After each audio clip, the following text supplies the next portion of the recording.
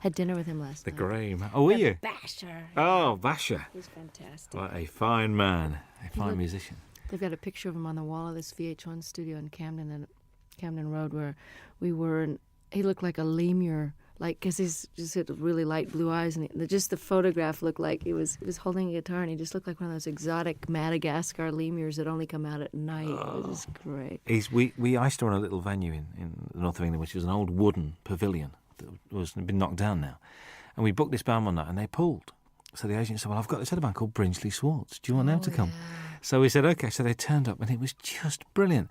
They went down a storm, and it was a really, really good gig. It was just amazing. Very, very good. Are we rolling? He's OK. one of a kind, really. One of those people that you're just so glad he's around. Paul Carrack as well. Great guy. Well, Bonnie. We're still here with our same jobs. I knew you were going to say It's a miracle, isn't it? A live album. And about time too. Tell me about it. Yeah. Not from lack of wanting. Really? So why now? A couple of reasons. I've been being besieged by people over the years that say, your live shows really capture you, and if only you could get one out, you'd really come across. And I was all ready to do one because of, Little Feat years ago had that great Waiting for Columbus album, and it really broke through and captured them in a way that the studio ones, although those were great too. And I just have been waiting, but the situation with Warner Brothers where I was for the first 9 albums up until 82, I was with Warner's, and I wanted to do the live record after my 8th record, and it just they didn't really feel, and neither did I, that the promotion for it went well, to put it mildly. I'm trying to be polite.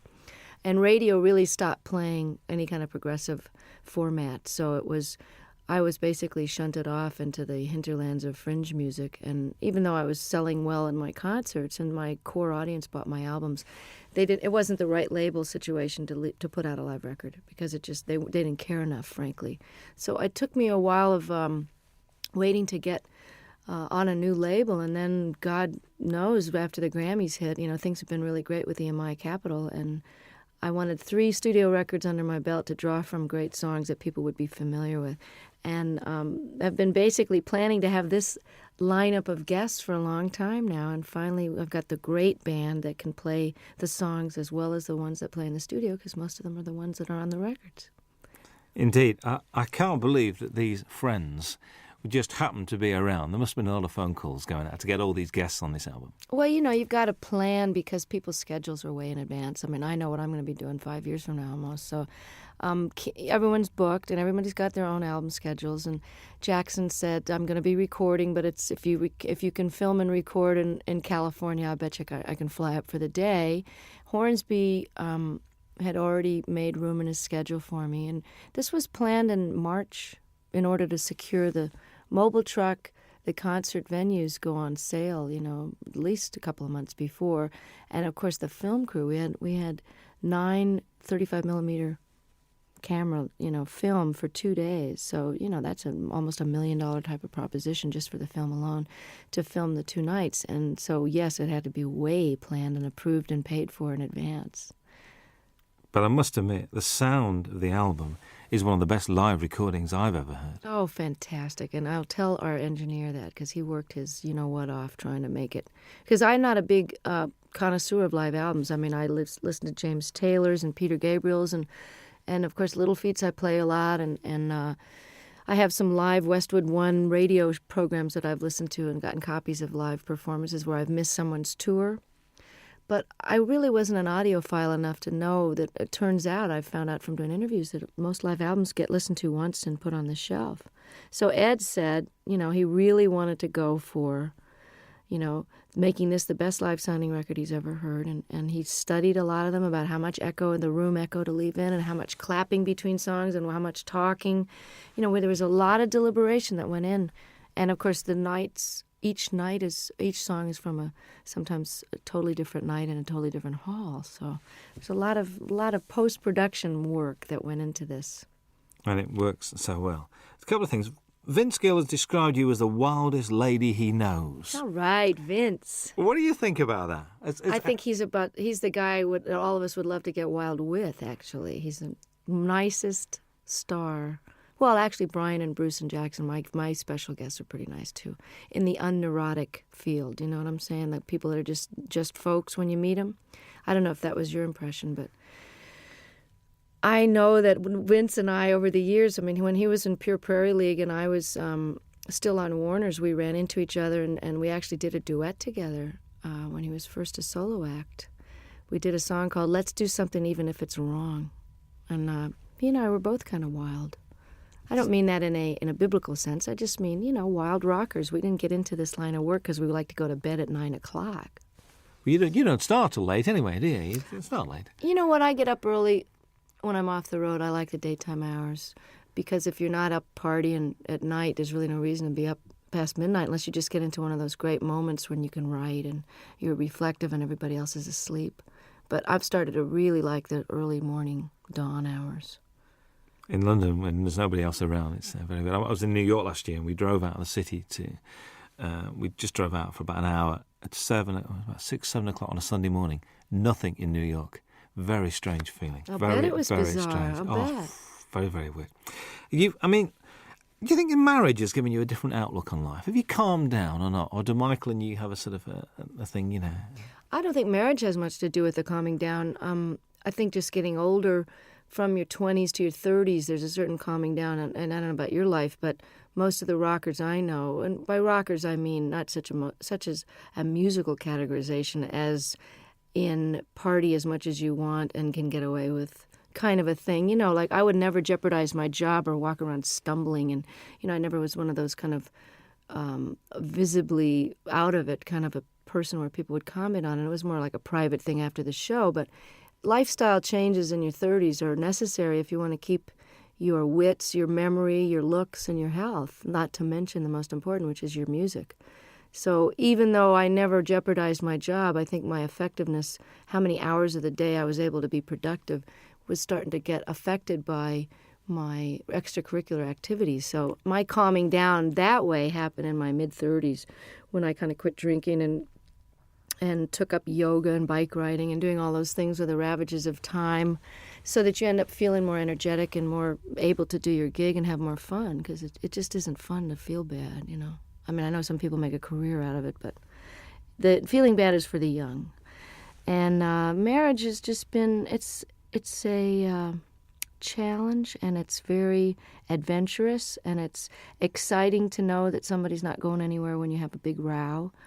But it's also comforting to know that there's a level of commitment that makes the rough times more doable and that makes the sweet times very, very deep. And, the learning about each other and learning about yourself. Stuff comes up in marriage that didn't come up when you're living together with other, I didn't live with Michael until we got married. And you repeat patterns in your parents' marriage, whether you wanted to or not. And I found that to be a very big surprise because it didn't happen before until you get married. I think you hear those words coming out of your mouth and you go, there she is. There's that mom thing again. Bruce Hornsby appears on two very different songs on this album. Very much Thing Called Love and I Can't Make You Love Me. He's not only a great musician, but a really nice guy. And these two songs not only show the diversity of your talents, but also his as well. Was that why you asked him to play on those two songs? It was one of those things where on the tour we did together last year, we did a 4-month double bill of the Outdoor Sheds when my new album was out. And it's quite obvious that I just think the world of him. And he made such a difference on I Can't Make You Love Me. And then he invited me to play on and sing on his last record before this current one. Then we did the tour together, and as an encore, he came out and played the accordion, and he's a great practical joker, so it was a way to keep him off the monitor man's back, where he would probably have given me nothing but hi-hat and the monitors and messed with my sound on stage. So I kept him out of trouble by having him on stage, and, he's my favorite singer and writer, I think. It's just, Prine and Jackson Browne and him, that's it, and Paul Brady. I Can't Make You Love Me, I can't even imagine recording live without him on it. So he was very gracious. And I just got to participate in his PBS special and got to play with Pat Metheny, the three of us on stage alone, singing The Tide Will Rise. And it was just absolutely a highlight of, my respect for those men is just unbounded. And his musicianship is far surpassing anybody in the pop world that I know. he's really as nice a person as he is a genius, too. Whenever I bump into him, it's like, and it's like he sits down and he talks and he takes time. Mm-hmm. It's never, so I've got to rush now. He's just one of those guys. And I thought his current album was very, very good. I do too. I mean, he's really a jewel, and such a normal guy, just like Don was. And it's interesting because I've gotten to know Brian the last few days more because we've been hanging out at the Top of the Pops. And he also is totally without any kind of ego attitude. And, he's not neurotic and paranoid or any of those stuck-up things that people get when they get to be a big shot. And I'm so lucky to have these guys as models because they've been famous longer than me. Hornsby came out of the box with big hits, and he's just nonplussed, totally regular guy. That's why you get on so well, because you're the same. You've got the same attitude, and that's why, and it shows. I reckon this record's great to listen to when driving. I mean, I've been driving around listening to this. I think it's brilliant. God, I'm so glad. It's so new that I haven't had reviews yet. So this is it. Give it to a friend. So go and drive around, listen to it, and it's great. A song on it, Shake a Little.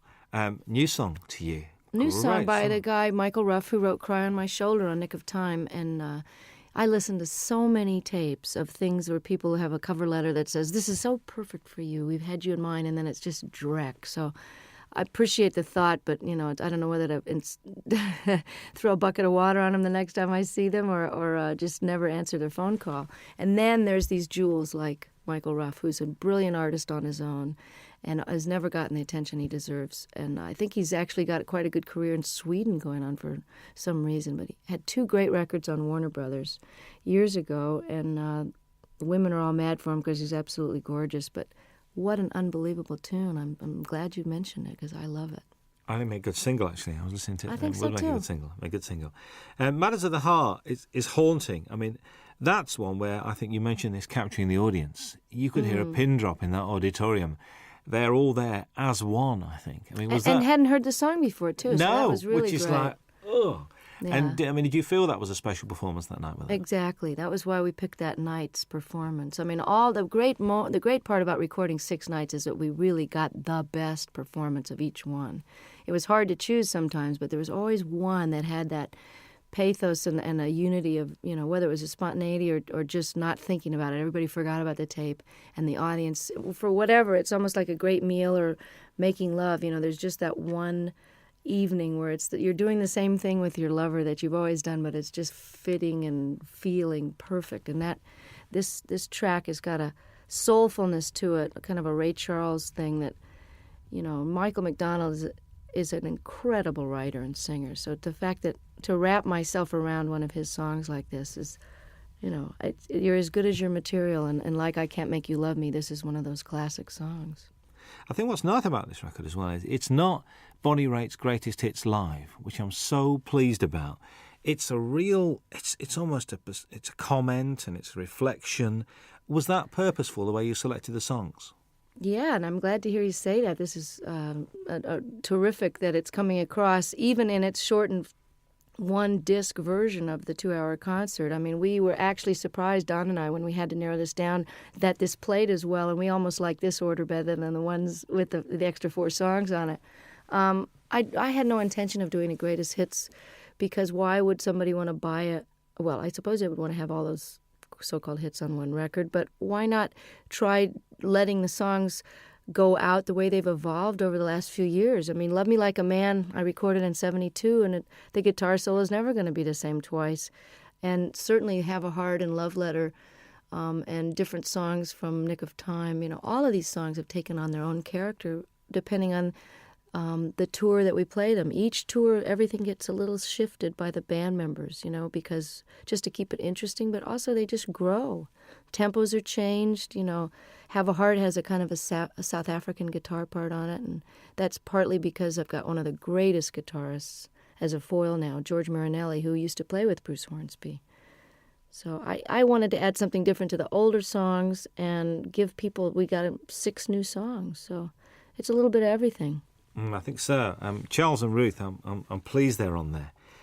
I get the impression the way you work together, there's a real mutual respect amongst the 3 of you guys. Oh, total. I mean, of all the people that are on the stage at once, everybody has admiration so deep that, I hope it comes through, and I'm glad to hear you say that it can be felt, because Ruth Brown single-handedly was such an influence on Etta James and Aretha Franklin and all the people that I grew up listening to when I was old enough to read about their influences. They were the ones that mentioned Ruth, because I, of course, was only 1 year old when her first record came out. But she's built Atlantic Records with her singles in the late 40s and 50s, as did Charles Brown, who's no relation, by the way. They're just from a totally different part of the country. But he also was seminal in starting the whole West Coast blues sound, the transition between the post-war jazz era, and he took his Texas very funky roots. He also was classically trained, and he melded them into the style of jazz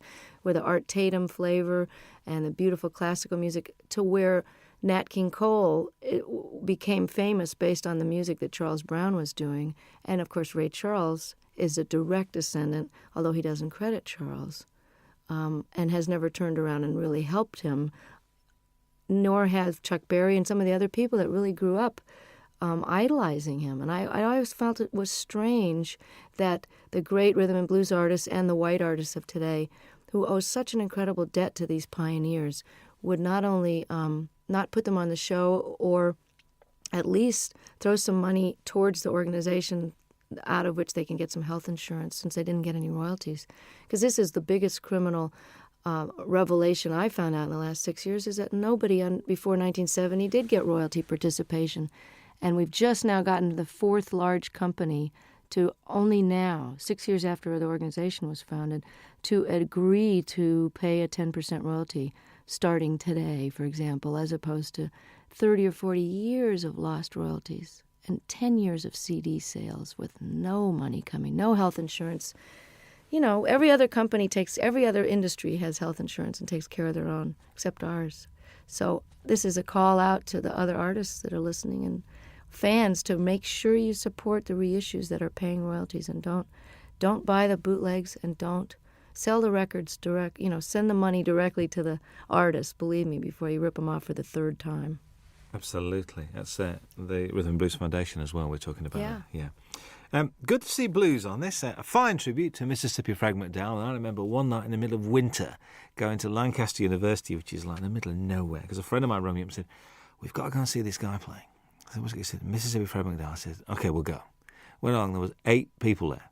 But the guy putting it on loved him, and it was obvious. The guy running the gig said, "Look, I spent my money on this, and just come and enjoy yourself." Isn't that the greatest? Because Fred, I'm telling you, was the most exuberant blues man. They always say, oh, they're so full of pain and grief. I mean, Fred loved to play more than anybody I ever saw, and they're just re-releasing I Do Not Play No Rock and Roll, one of the greatest double albums, and I think it was recorded here in London. I'm not sure if that was the one, or maybe there was just that in concert where he's wearing this Mexican poncho over a bright yellow sharkskin suit with a bolo, string tie, just unbelievable getup. And loved the girls used to just flock around him, these little white American and English girls just bat their eyes at him, and he loved it so much. Just like John Lee Hooker is just rolling around enjoying his success now. Fred was like that, and one of the greatest Delta bluesmen that ever lived. I mean, you say on there, you think these songs get better with age. Do you think your work gets better with age? I sure hope so. I mean, don't you think you're better at your job? Now you got more seasoning and humor and perspective and knowledge. I mean, I always think people, as they get older, if they're lucky enough to keep their wits about them and don't get too cranky and discouraged, that people's wisdom and opinion at 70, 80, 90 years old they're like gems, If you're smarter now at 45 than I was at 25, why won't I be even smarter at 65? So I hope that my music is richer and deeper and more accomplished. And I never saw B.B. King or John Reid or Pablo Casals or Segovia get any less with age. They just got more. Absolutely. You're always introduced, which I do like, as Bonnie Raitt and her band, including Hutch and Ricky now. I mean, they're part of the furniture. Hutch, how long's he been around? A long time. He's has the distinction of being one of the only white guys ever play in the Neville Brothers, although they've had a white guitarist for a while. He is so respected by every type of musician. He played in Central America, lived there for a while. The New Orleans cats think he's just it. He lived in San Francisco, was in a band called Copperhead. He knows Celtic music inside and out and can play jazz, Algerian music. I mean, there's nothing the guy can't play. And if you ask him a question, he can give you every detail of every side musician. So he's like a walking encyclopedia. These are sort of nice guys to have around, I think, to contribute to what you're doing. Oh, I'm so lucky to. And this is the best benefit of success, is that while Hutch has been with me for over 10 years, at whatever salary level I was at, he was with me during the rough years in the 80s too. Rough meaning couldn't pay very much. Ricky, who has been a successful producer living in Australia, doing film scores and, just co-produced the Boz Scaggs album. And, for those of you, Ricky Fattar from South Africa, he was in a young band called The Flame that was quite famous and was in the Beach Boys for a while. I'm able to afford musicians of the level that I've got now, and that is probably that and raising really great amounts of attention and money for political causes that really need the bucks. Those are the two most incredible aspects of my success that have made the biggest difference, that and good catering, backstage, to actually eat food that hasn't been sitting there for 4 hours. But to be able to play with Ricky and Hutch and have them leave home and come and play with me is just, it's like a dream come true to every night have these guys. And that's why this record was done now. That's why I say in the liner notes, this was the time and you are the reason. Absolutely. Jackson Browne had to be here, really. I mean, there aren't many stages that you and him haven't shared over the years. Mostly benefits as well, actually. But, to do Opening Farewell is just a bit special, I think. And, we didn't know what we were going to do. I was going to cut this wonderful reggae tune that he did on his last record called I Hear Your Heart Beating Everywhere. I love that song. And I thought we could have a duet, kind of a, We Be 40 kind of a thing. I don't know. And we tried it in my key, and it just didn't sound as good as his. So I said, well, maybe we should send the band off to the wings and just sit here and play Opening Farewell. And it was just done. He came and never had a chance to rehearse it. He never had sung it in that key, never sung a harmony part. And all of a sudden, we're filming and recording it for the history, and he was really a champ. I can barely look at him because I love him so much, and he's so gorgeous and never changes. But yeah, I said that he had to be on the live record because he knows too much about me, and I'm afraid he's going to talk. He knows where the body's buried. Well, I know where his skeletons are buried too.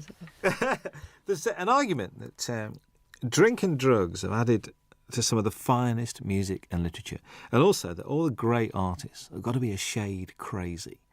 I mean, eccentric, crazy, call it what you will. What do you think about that? Totally agree.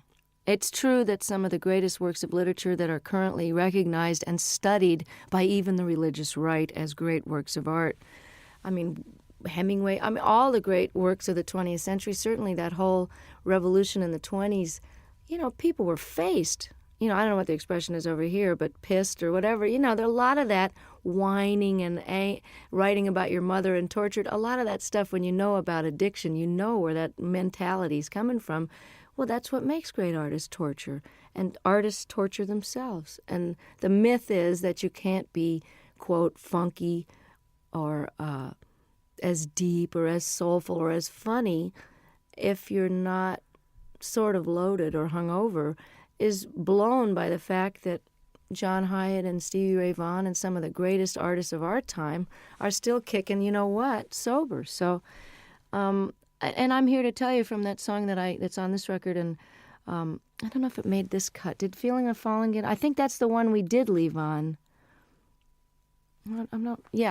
Because I want to let people know that just because you're straight doesn't mean you're not totally miserable and twisted sometimes. And it's out of that angst and misery and longing, which is just part of being alive, which you feel more acutely when you're not anesthetized, that some of the most powerful stuff has come out of my guitar, because it's excruciating to be awake. So it's just a different kind of art. If anybody thinks I'm not miserable, look again, and sometimes it's a lot easier to just toss a few back and forget about it, It's trying to be awake all the time that'll get you some good blues tunes. Most definitely. The whole tortured theory goes out the window there.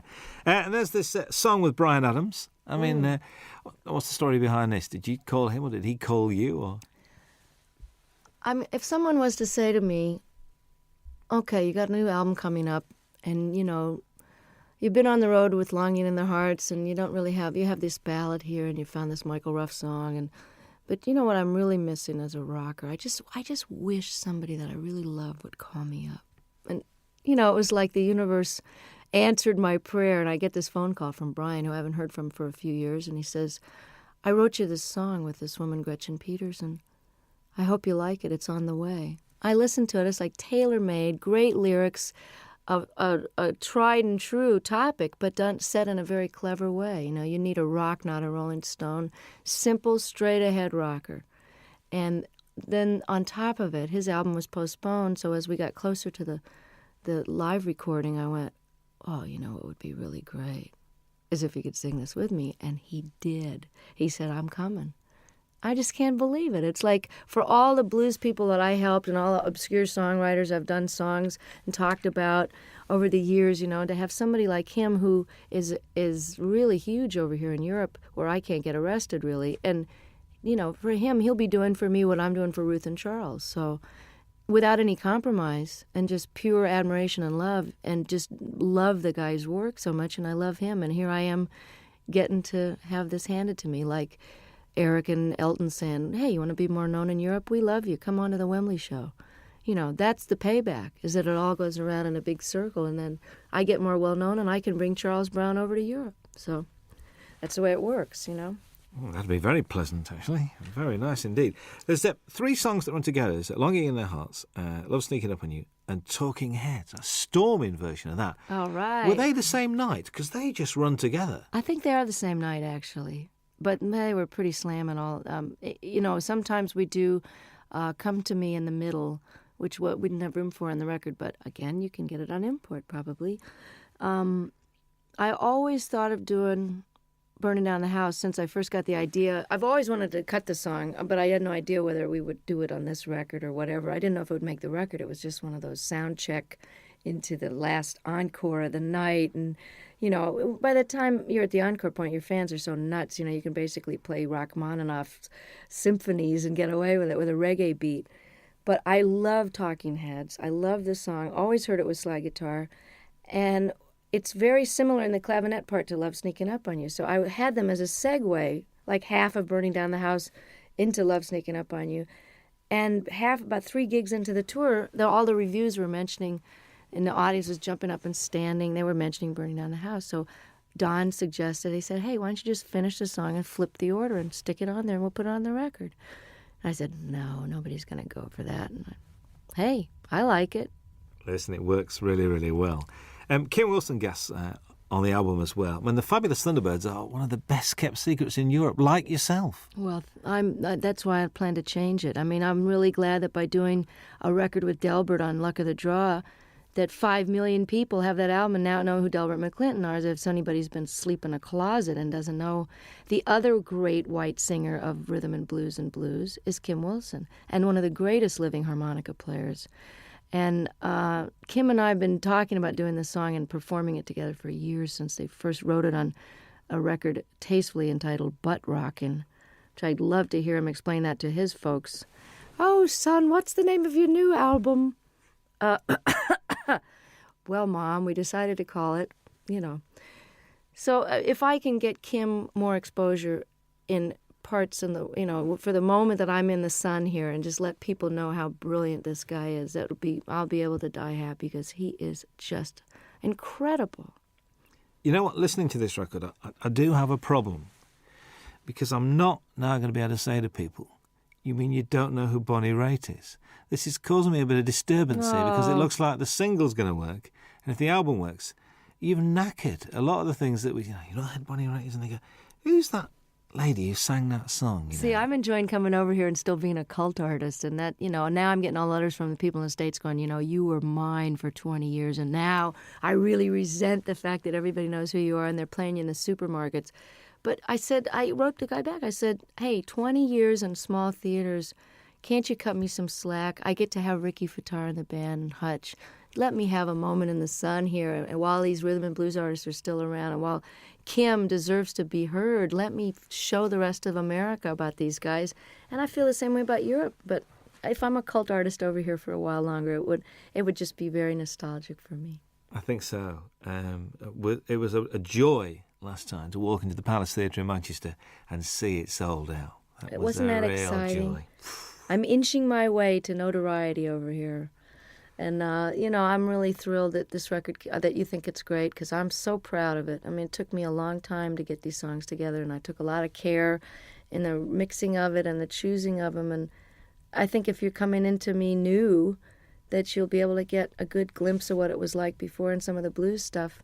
And, I don't think anybody should be determined by their latest single. So, I'm not a singles artist. So if you've never heard of me and you hear the Bryan Adams track and you like it, check out the rest of it, because there's a lot of good people on there that deserve to be heard while they're still able to play. I think so. I think how anyone cannot be moved by Jackson Browne's version of Stay, I will never know.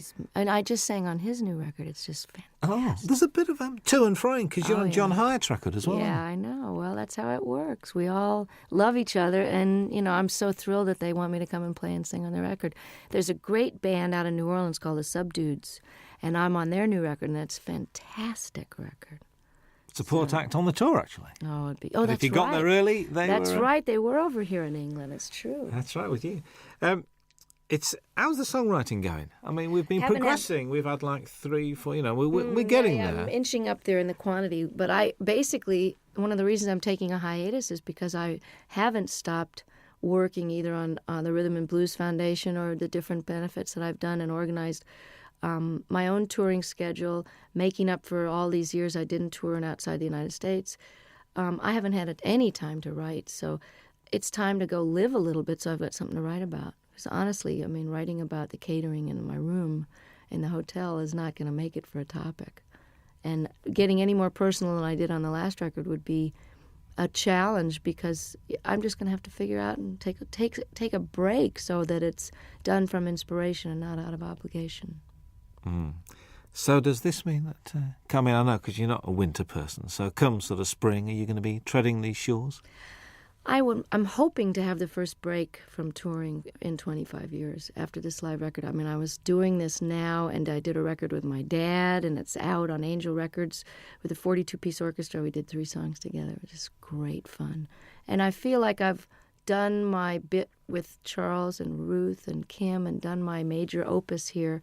And it's time to take some time for me, because if you don't fill up and take some time off, there really isn't anything else to say. And I honestly don't think I'm going to be touring this next year unless for some ungodly reason, or perhaps truly godly reason, this record with Bryan and this record takes off in Europe. And then I'll be a brand new artist and come over and show people where it's really at.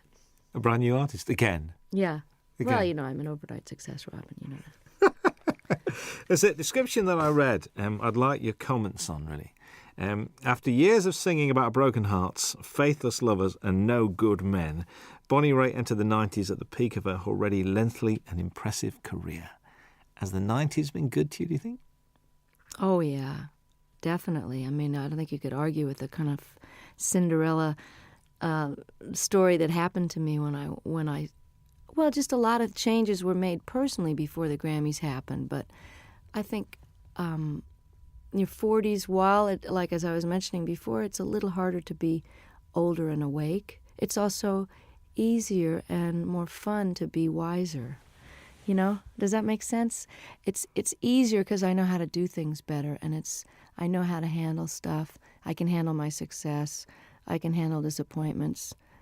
I don't mind getting angry. I know that it's not going to last for 5 days. I'm just getting angry. So the process of growing up is happening now as it is for a lot of rockers, because it's just sort of a postponed adolescence sometimes until your 30s and 40s, and then that's when people settle down. So I've had a really great last 5 years, and I'm looking forward to another 25 and another couple of live records in the middle of those. Absolutely. Bonnie Raitt, thank you very much indeed. Nice to be back. Hi, this is Bonnie Raitt. Very happy to be with Robin Ross on your radio. I want to go to Dave, Scotland. Right. If we send him a tape, right, he'll do a 2-hour special. Wow. He's like a big supporter, isn't he? These guys are just, Thank you, Dave. Thank you for the homeland, for the young girl who's found her way back to your shores any minute now. I'm threatening to show up for Hogmanay again. Again? Oh, tell people God. this time, will you? See, I'm the only one that remembered what happened those 3 days. The entire country was out of their minds. But the studio was. I'm coming back with a video camera because nobody in America believed it.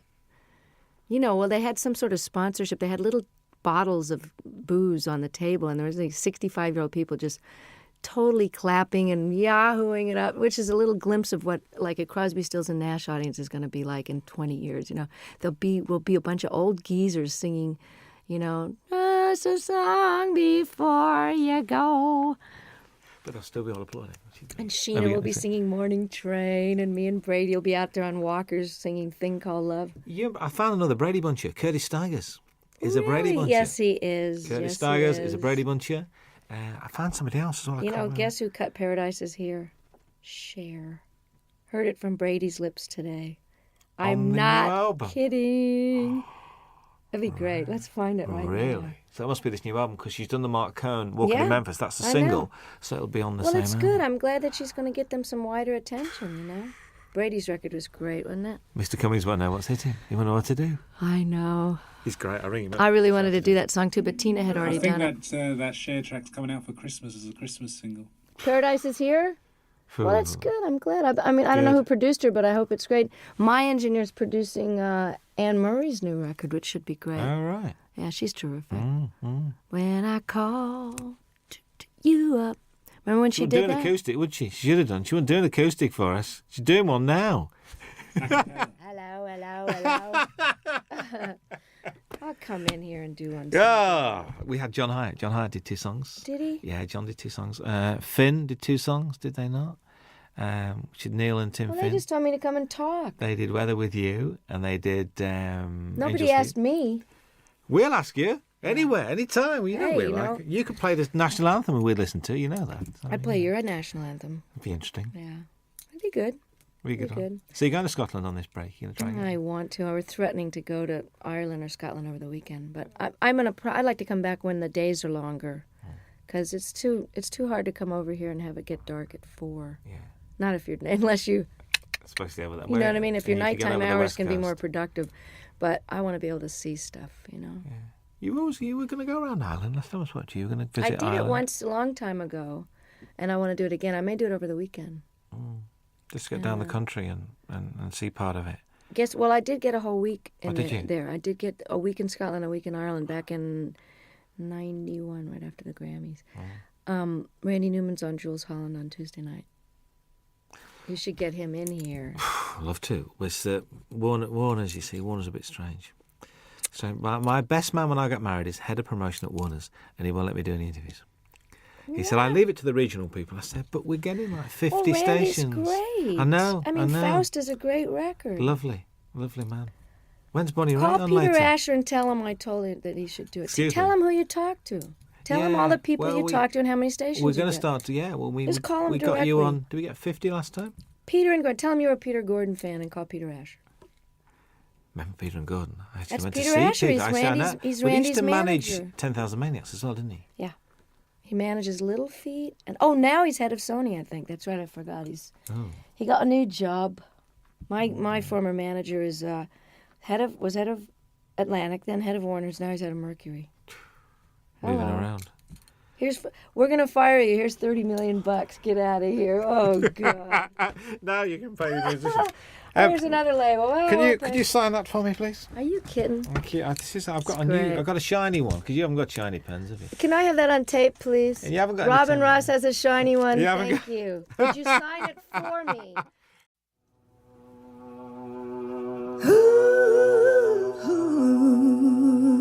Yeah.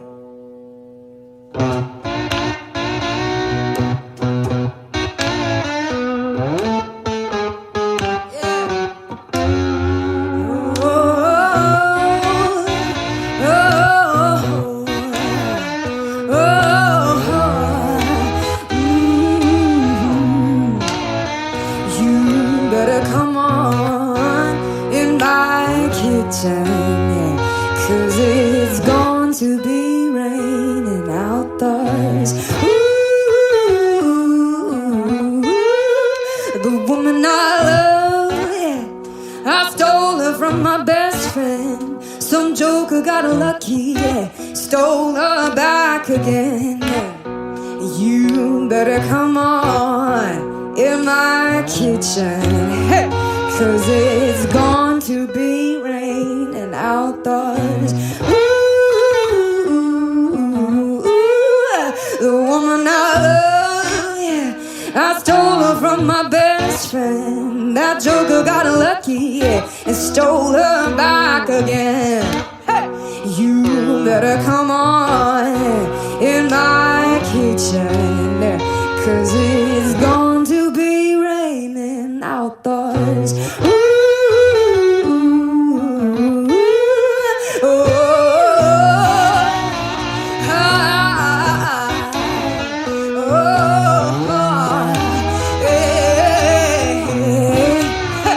you better come on in my kitchen, 'cause it's going to be raining outdoors. Ooh.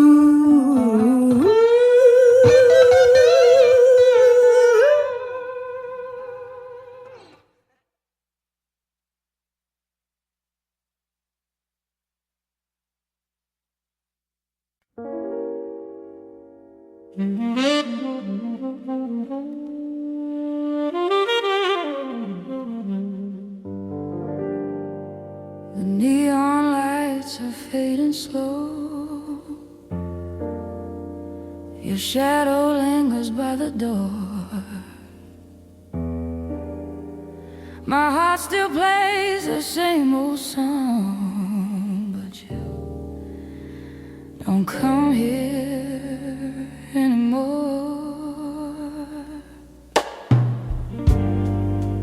The jukebox cries a lonely tune.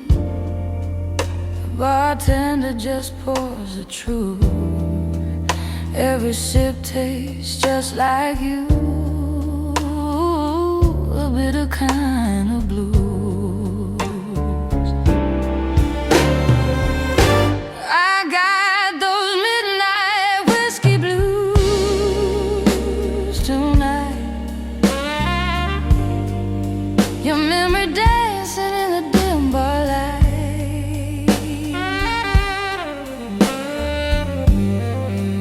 Every note the piano plays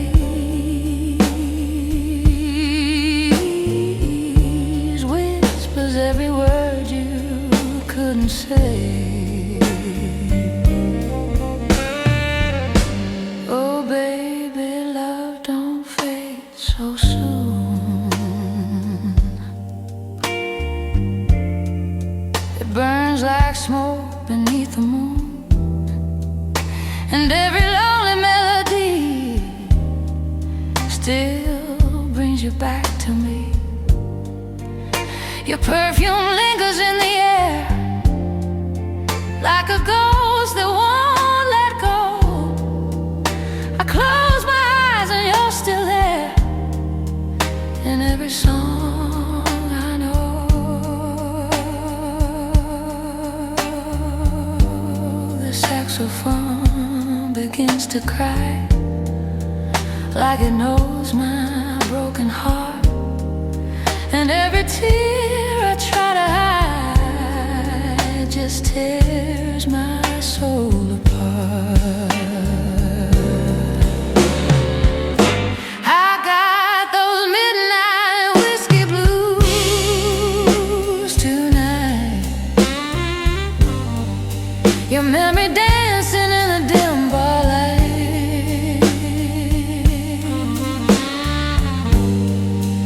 Every note the piano plays whispers every word you couldn't say.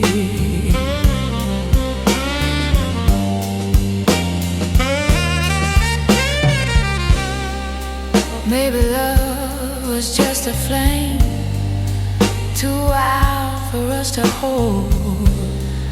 But every time I hear your name, my lonely heart turns cold. I got those midnight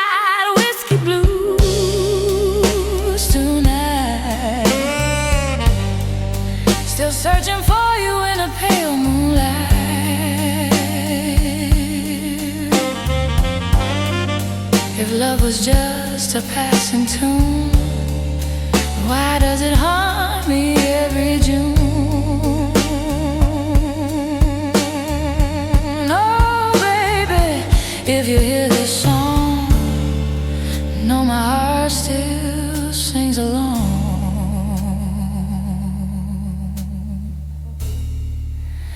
In every smoky melody, you're still a part of me.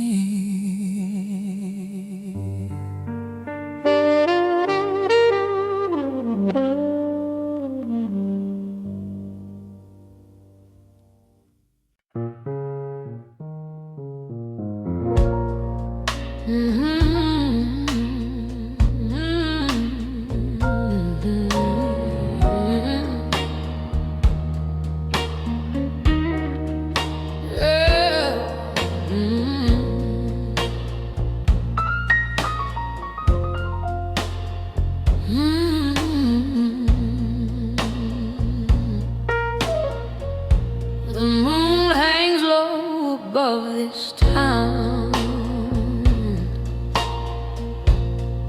like it knows I'm breaking down. Your empty chair across from me is where your ghost still likes to be.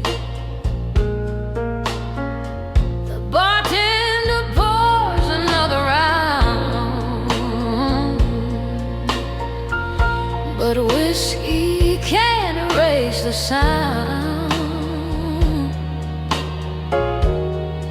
of your goodbye still echoing in every song they sing. I got those lonely moon blues tonight. Your memory glowing in neon light.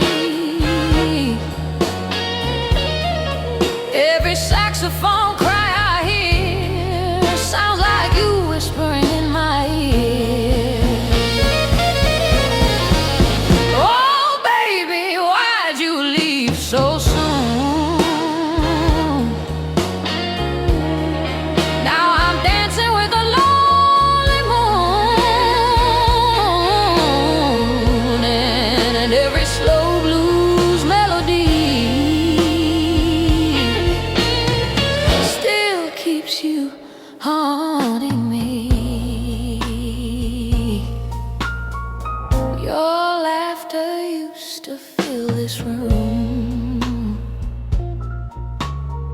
like sweet perfume in the afternoon. Now the silence cuts so deep, even the night can't hear me weep. The piano man just shakes his head. He knows the tears I never said. Some hearts break quietly like waves out on the sea. I got those lonely moon blues tonight. Your shadow fading in candlelight. Every guitar crying low feels like a love I used to know. Maybe love was just a game two wild hearts could never tame. But darling, if you feel this pain, come back and say my name. I got those lonely moon blues tonight. Oh, still searching through the pale moonlight. And if this song should reach your soul,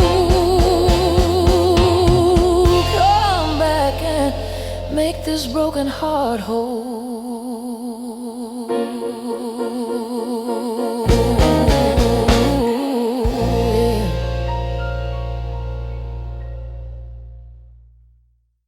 There ain't no use to sit and wonder why, babe, if you don't know by now. Ain't no use to sit and wonder why. It'll never do somehow. Oh, when your rooster crows out the break of dawn, look out your window and oh, I'll be gone. Oh, and you're the reason I'm traveling on. Don't think twice, it's alright. Ain't no use in turning on your light, babe. The light I never known. Oh, now it ain't no use in turning on your light. I'm on the dark side of the road. Oh, now I'm thinking and wondering, walking down the road. Oh, I once loved a man, a child, I am told. Oh, I gave him my heart, but it wanted my soul. Now don't think twice, it's alright. Ain't no use in calling out my name, boy, like you never done before. Oh, now it ain't no use in calling out my name now. I can't hear anymore. Oh, I wish there was something you might do or say. Oh, to try and make me change my mind and stay. Oh, but we never did too much talking anyway. Now don't think twice, it's alright.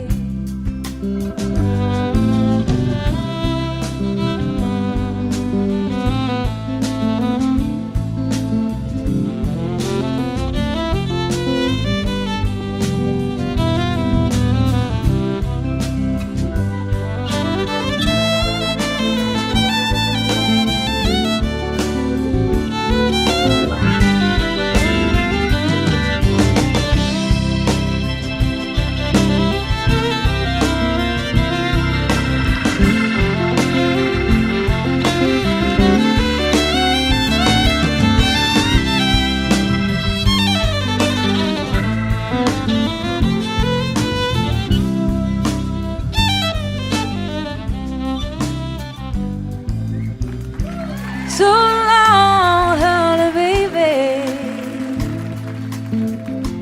Where I'm bound, I can't tell. Oh, my goodbye's too good a word now. So I'll just say farewell. And I ain't saying that you treated me unkind. Oh, you could have done better for Lord, I should have known mine. Oh, you just kind of wasted all my precious time. But don't think twice, it's alright. Oh, you just kind of wasted all my precious time. Don't think twice, it's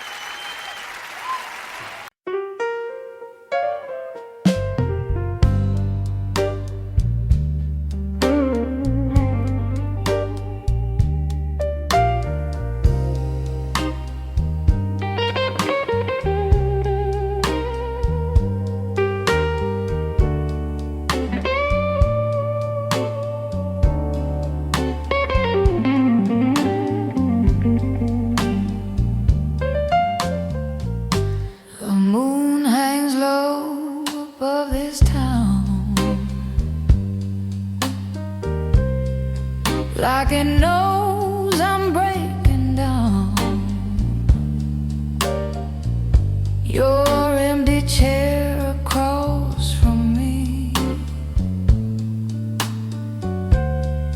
is where your ghost still likes to be. The bartender pours another round. The whiskey can't erase the sound of your goodbye still echoing in every song they sing.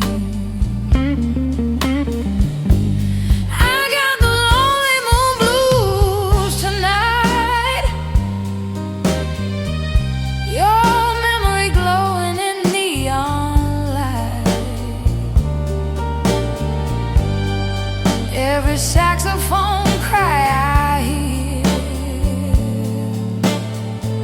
sounds like you whispering in my ear. Oh, baby, why'd you leave so soon? Now I'm dancing with the lonely moon, and every slow blues melody still keeps you haunting me. There, your laughter used to fill this room like sweet perfume in the afternoon. Now the silence cuts so deep, even the night can hear me wait. The piano man just shakes his head. He knows the tears I never said. Some hearts break quietly like waves out on the sea. I got those lonely moon blues tonight. Your shadow fading in candlelight. Every guitar crying low feels like a love I used to know.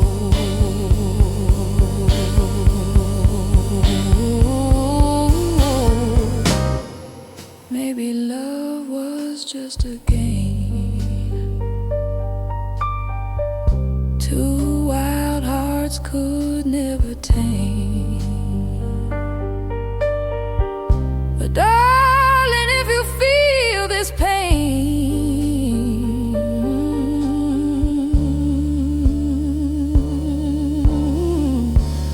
come back and say my name. I got those lonely moon blues tonight.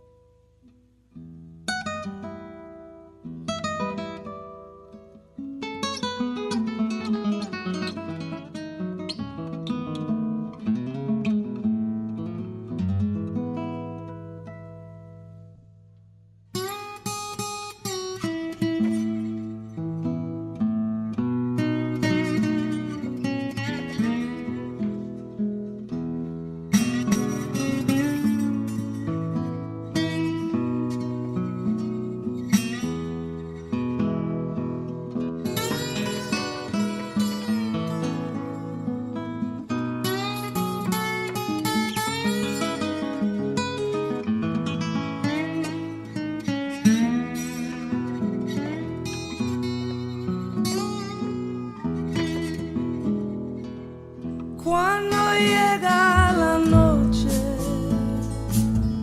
yo recuerdo tu cara y en las olas del mar siento tu voz y en la luz de esta luna es tu piel que me roza y esta brisa azul trae tu corazón más cerca de mí.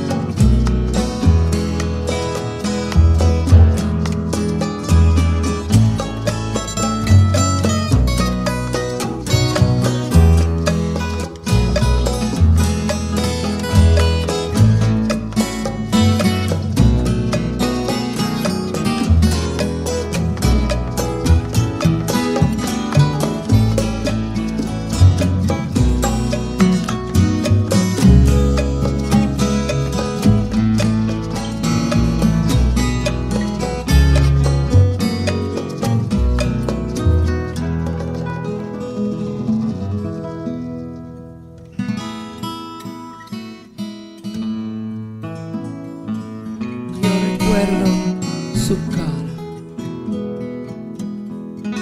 y en las olas del mar yo siento tu voz y la luz de esta luna es tu piel que me roza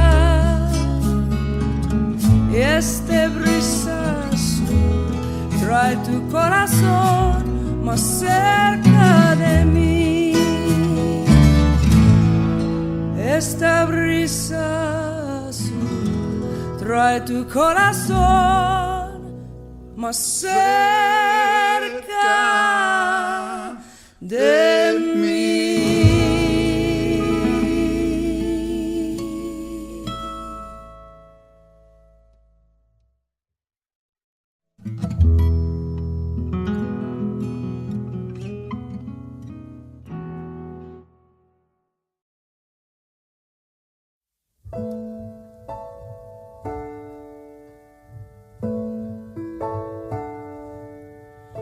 Ain't I got you on the back foot? And you know I got you really good. And there's something deep inside of me I got to be. And if you find it hard to follow me, if I lose you in my jet stream, then you only got to raise your eyes and see me fly. Don't tell me that I won't, I can't.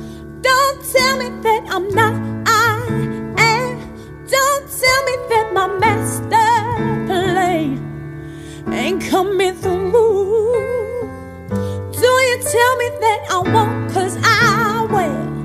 Don't tell me how to think, 'cause I feel.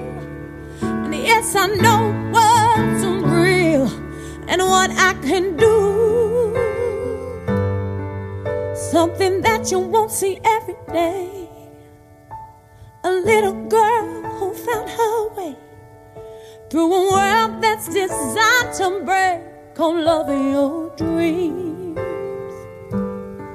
And if there's one thing I would say to you, is that there's nothing that you can't do. And yes, it's all about your attitude. Don't let them get to you. Don't you tell me that I won't, I can't. Don't tell me that I'm not, I am.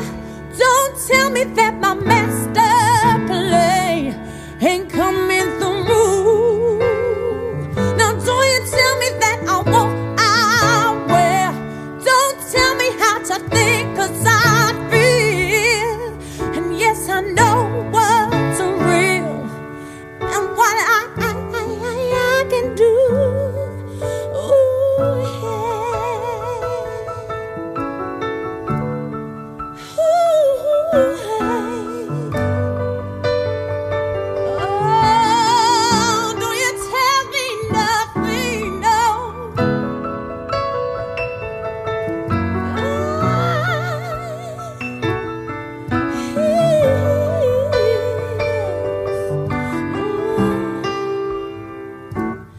And we're singing in our own voice. We can make that choice to be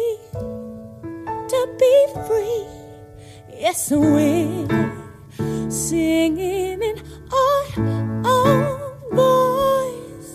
We can make that choice to be free now, to be free now. Don't tell me that I won't, 'cause I can't. That I'm not, 'cause I am. That my master plan ain't coming on through. It's coming on through. Don't you tell me that I won't, 'cause I will. Don't you tell me, 'cause I know what's real and what I can do. What I can do. I say, you sing, all right now. L-U-V. I love it. I'm loving, yes I do. And there's nothing you can do here. Music. Ooh, L-U-V. I love it. I love it, I do. Yeah. So don't you tell me nothing. Ooh, ooh, okay.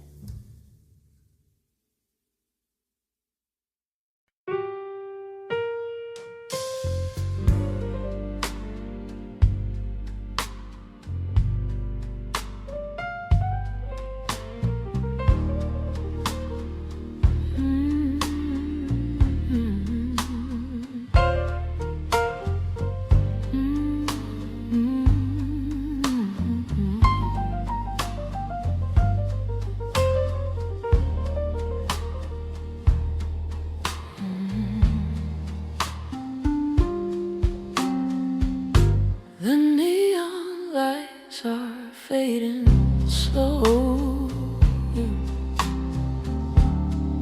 Your shadow lingers by the door. My heart still plays that same old song. But you don't come here anymore. The jukebox cries a lonely tune. The bartender just pours the truth. Every sip tastes just like you.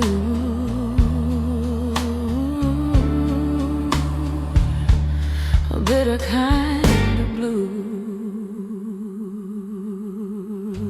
I got those midnight whiskey blues tonight. Your memory dancing in the dim bar light. Every note the piano plays whispers every word you couldn't say. Oh, baby, love don't fade so soon. It burns like smoke beneath the moon. And every lonely melody still brings you back to me. Your perfume lingers in the air like a ghost that won't let go. I close my eyes and you're still there. In every song I know. The saxophone begins to cry. Like it knows my broken heart. And every tear I try to hide just tears my soul apart. I got those midnight whiskey blues tonight. Your memory dancing in the dim bar light. Every note the piano plays whispers every word you couldn't say. Maybe love was just a flame too wild for us to hold. But every time I hear your name, my lonely heart turns cold. I got those midnight whiskey blues tonight. Still searching for you in the pale moonlight. If love was just a passing tune, why does it haunt me every June? Oh, baby, if you hear this song, know my heart still sings along. In every smoky melody,